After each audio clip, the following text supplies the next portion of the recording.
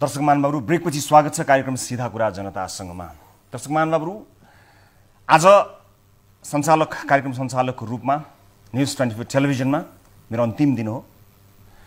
विगत 4 वर्षसम्म मैले यस कार्यक्रमलाई कार्यक्रम सञ्चालकको रूपमा प्रस्तुत गर्दै आएँ। यस बीचमा सम्पूर्ण न्यूज 24 टेलिभिजन परिवार, सम्पूर्ण न्यूज 24 टेलिभिजनको जुझारू समूह, प्राविधिकहरू र सबै जति पनि सदस्यहरू छन्, उहाँहरूको साथ, सहयोग, माया, विश्वास, प्रेरणा, हौसला नभएको भए आज यो कार्यक्रमले यो उचाइ प्राप्त गर्ने थिएन। यो कार्यक्रमले केही सफलता प्राप्त गरेको छ भने त्यो सफलताको श्रेय हाम्रा टोलीका यी सबै सदस्यहरूलाई बाँड्न चाहन्छु र थोरै बचेको केही छ भने मात्रै त्यसलाई आफ्नो भागमा सुरक्षित गर्न चाहन्छु। टेलिभिजनमा तपाईले मलाई देखेका कारणले सबै यसैले गरेको हो कि भनेर कहिलेकाहीँ ठेगी नसक्नुको माया दिनुहुन्छ, ठेगी नसक्नुको विश्वास दिनुहुन्छ। त्यो कदापि होइन, कदापि होइन। म त्यसलाई प्रस्तुत गर्ने प्रस्तोता हुँ, तर ती सामग्रीहरू तयार गर्नको निमित्त यहाँ मात्र होइन, देशैभरि रहनुभएका हाम्रा जुझारू टिभी जर्नलिस्टहरू साथीहरूले अहोरात्र मेहनत गर्नुभएको छ। त्यही मेहनतलाई संयोजन गरेर म प्रत्येक आइतबार, मंगलबार र बिहीबार कार्यक्रममा प्रस्तुत हुने गर्दथे। विश्वकीर्तिमान राख्ने सिलसिलामा सन् 2013 बाट न्यूज 24 टेलिभिजनमा सुरु भएको मेरो यात्रालाई आजबाट बिट मार्दैछु। यो यात्राको दौरानमा मैले केही पनि गुमाएको छैन, पाएको मात्रै छु। र जे पाएको छु त्यसलाई हृदयभरि राखेर अगाडिको बाटो तय गर्ने निधो गरेको छु। मलाई विश्वास छ जुन माया, जुन साथ मैले पाएँ त्यसले निरन्तरता प्राप्त गर्नेछ। म यो सम्पूर्ण चीजको श्रेय हाम्रो जुझारू टिमलाई दिन चाहन्छु। प्रत्यक्ष अप्रत्यक्ष रूपमा हामीलाई सहयोग गर्नुहुने सम्पूर्णलाई दिन चाहन्छु र विशेष धन्यवाद तपाईं दर्शकहरूलाई जसले हामीलाई जिम्मेवार बनाउनमा सधैँ हौसला दिइरहनु भयो, प्रेरणा दिइरहनु भयो। भन्नुपर्ने कति कुराहरू छन्, अटाई नअटाई कुराहरू आउन खोजिरहेका छन्। यो भनौँ कि ऊ भनौँ भनेर उकुसमुकुस पनि छु, तर ती उकुसमुकुस भएका कुराहरू, त्यो मिश्रित भावनाहरू यहाँ अड्किएका छन्। सायद धेरै कुरा, धेरै भावनाहरू भएर होला ती एका आपसमा ठोकिए र सायद म अब निशब्द हुनेछु। हाम्रो यात्रालाई एकचोटि फर्केर हेर्नका लागि एउटा सानो भिडियो बनाएका छौँ। त्यो भिडियो यहाँहरू समक्ष राख्छु र कार्यक्रम सीधा कुरा जनतासँगको आफ्नो यात्रालाई यहीँ टुङ्ग्याउने अनुमति पनि चाहन्छु। यो रिपोर्ट यहाँहरूलाई छोड्दै कार्यक्रम सीधा कुरा जनतासँगको यो श्रृङ्खलाबाट सम्पूर्ण युनिटका साथमा 10 औँला जोडेर नमस्ते रवि लामिछानेको।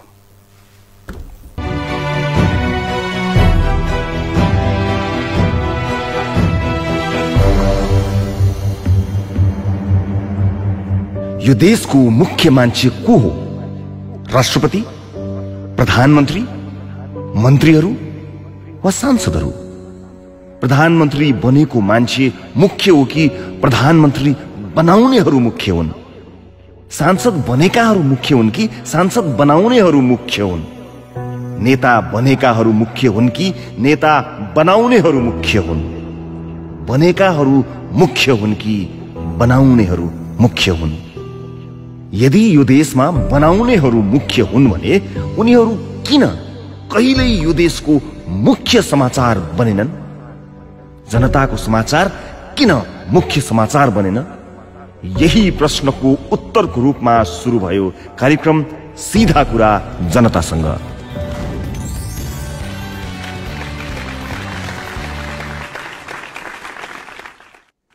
नमस्कार, कार्यक्रम सीधा कुरा जनतासँग। कुनै नेता विदेश जाँदा मुख्य समाचारले यसो भने, आज फलानु नेता फलानु देश जाँदै हुनुहुन्छ, उहाँले फलानु दिन फलानु काम गर्नुहुनेछ, फलानुसँग बसेर खानुहुनेछ, उहाँले नेपालमा आफ्नो काम फलानुलाई जिम्मा लगाउनु भएको छ। तर मुख्य समाचारले यसो भनेन। आफ्नो बच्चाको बोर्डिङको फीस तिर्ने पैसा किन्न आज एउटा जनताको छोराले आफूलाई बेचेको छ।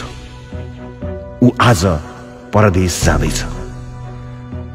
उसका परिवार 15 मिनेट हाँसेको सपना देख्न ऊ दिनको 15 घण्टा काम गर्नेछ। घरमा ऊ नभएका बेला उसको साटो समयमै घर फर्किदिने जिम्मा उसले घामलाई लगाएको छ। यदि यो देशमा बनाउनेहरू मुख्य हुन् भने उनीहरू किन कहिल्यै यो देशको मुख्य समाचार बनेनन्? राष्ट्रपतिको गलैँचा मुख्य समाचार बन्यो, तर परदेशमा मालिकको गलैँचामा झरेको नेपाली चेलीको आँसुले ठाउँ पाएन। यदि यो देशमा बनाउनेहरू मुख्य हुन् भने उनीहरू किन कहिल्यै यो देशको मुख्य समाचार बनेनन्? त्यसपछि हामीले निर्णय गर्यौं हाम्रो कार्यक्रमको केन्द्रमा जनता र उहाँहरूको दुःख र समस्या हुनेछन्। तर हामी जनताका समस्या र दुःख देखाउने मात्रै छैनौं, बरु जनताले फेरि त्यही दुःख देख्न नपरोस् भनेर काम गर्नेछौं। अनि यसरी सुरु भयो सिधा कुरा जनतासँगको यात्रा। सुनिदिने कोही छ भन्ने थाहा पाएपछि चुपचाप सहेर बसेकालाई पनि पीडा सुनाउने आँट आउँदो रहेछ।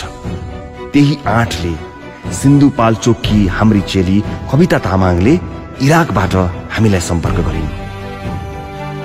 हाम्रो नेपालको दलालहरूले चाहिँ हामीलाई इराकको त्यो बागदादमा बेचेको रहेछ, कति $13,000 लिएर। सबैजना 16 घण्टा काम गर्नुपर्छ। त्यही भएर आफ्नै अगाडि आफ्ना साथीहरूको बलात्कार भएको देखेर भत्किएकी कविताको स्वर सुनेर हामी भत्कियौं।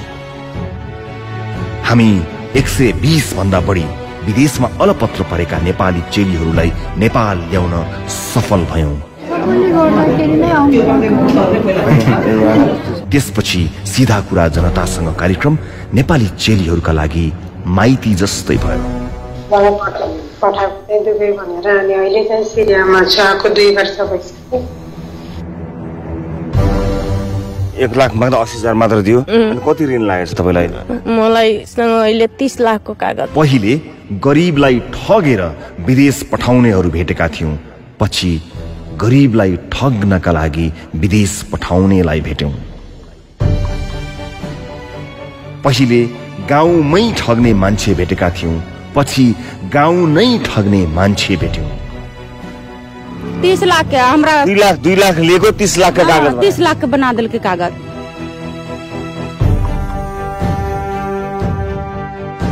छोरीलाई बिहे गरी पठाउन ऋण दिने साहु भेटेका थियौं। 11 वर्षकी छोरीलाई उसँग सुत्न पठाउँदा ऋण मिनाहा गरिदिने साहु पनि भेट्यौं। मेरो छोरी छ, त्यो मेरो छोरीको हात समाते छ नि यस्तो आफ्नो छोरीको। अनि भन्छ नानी यही बस्नु, अनि मम्मीको जति पैसा माग्यो भने म दिन्छु नि, यस्तो भनेको मेरो छोरीको।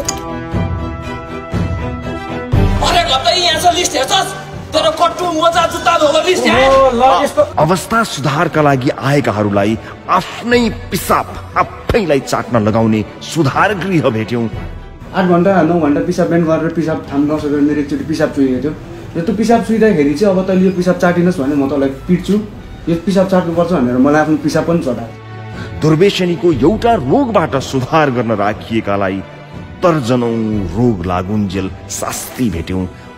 बाँच्न सिकाउनु पर्ने ठाउँमा मर्न मन लाग्ने अवस्था बनाइरहेको पीडा भेट्यौं। अन्डरवेयर, जुत्ता, मोजा धुन आउँछ र ल्याएपछि यसरी राख्नुपर्छ लिस्टमा है, किनभने कपडा हरायो नि पछि बाटा खानु पर्यो नि त, हैन?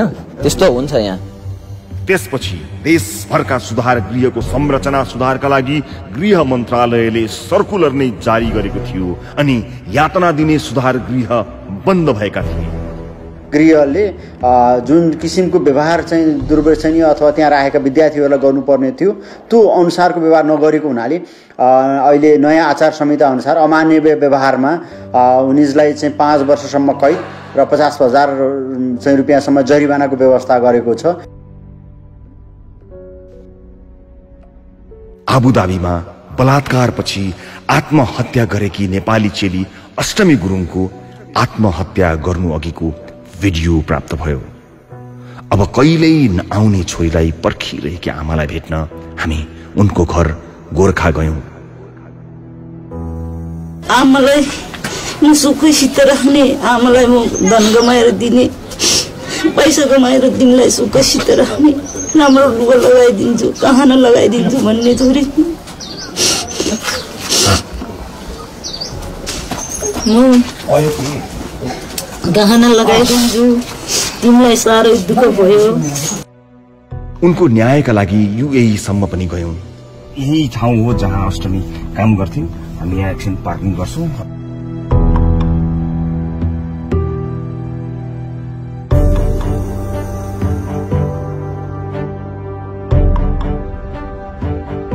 छोरी बचाउन नसकेपछि उहाँहरूमा हाम्रो पनि कोही छ भन्ने आशा बचाउने प्रयास गर्यौं।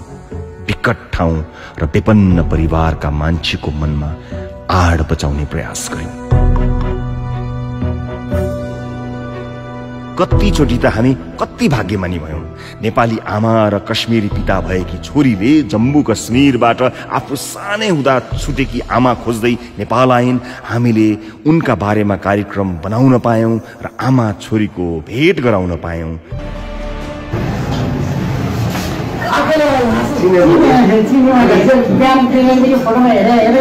सीमाले छुट्याउँछ, हामीले सीमाहरूलाई जोड्न पायौं।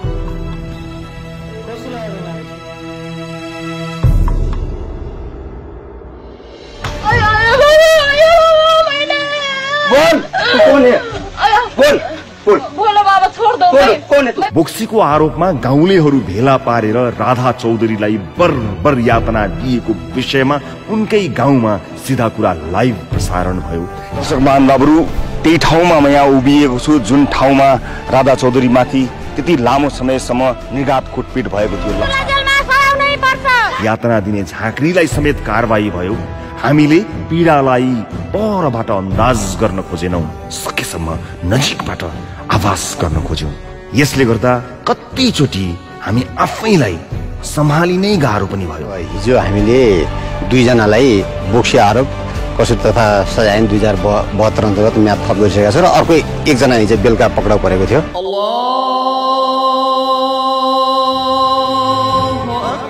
धेरै नेपाली ऋण काटेको पैसाले विदेशमा पैसा कमाउन जानुहुन्छ, तर नभनेको काम हुन्छ, नभनेको पैसा। उहाँहरूले विदेशमा आफ्नो उमेर बेचेर काम गर्नुहुन्छ। फर्कदा उमेर नै सकिन्छ, तर घर फर्काउँदा ल्याउने केही हुन्न।